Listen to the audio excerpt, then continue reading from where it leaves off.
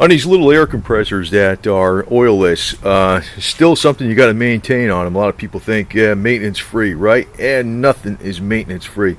The one thing you want to do is like a little air box. This is coming in the inlet for the compressor, and it's a little small one. And you know, you saw my other one. I got the bigger one. Not huge, but it's bigger than this one. The one thing you want to do is a couple little screws, and you take these two screws out. And there's a reusable element in here, and you basically all you have to do is clean it out and wash it. So but that's something you need to do, because as you put this thing gets clogged up with dirt, what happens is it puts strain on the engine or the compressor, and it's burns it out faster. Basically, that's what happens. So there always is a little bit of maintenance with anything, even if it's maintenance free. So there's a lot of different screws and stuff to take off on this cover, but it comes off. And the other thing is to check on the bottom to you also let the air out of it, and you'll see a valve down there on the bottom. That valve, you want to open that up, and if there's any water in here, you want to let that out every once in a while so the inside of the tank does not rust out on you. You know, it'd be nice if they coated these tanks with chassis saver or something like that, or Pour 15 from the factory, or cream, or I don't know. I guess they don't. You know, I guess they're zinc or whatever the hell they are, but you know, they could always rust out after a period of time. They won't rust out though for a real long period of time if you open that valve up on the bottom. You know, you can see it right there.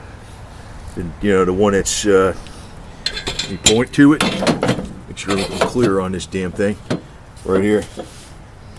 Yeah, it's right there, and you just unscrew that a little bit, and some air, and you'll get the water out. So that's the two things you really got to do. And so when people get these oilless compressors, you still have to maintain them, and there's a bunch of little screws to take off to get this plastic stuff off, but it's not a big deal actually. And you know, the other thing actually you could probably wear out is the belt, but doubtful. You know, you probably burn the compressor out. You know, and also I want to say something else. You know, use a little common sense when you're running these things. If it's getting, you don't want to run it constant.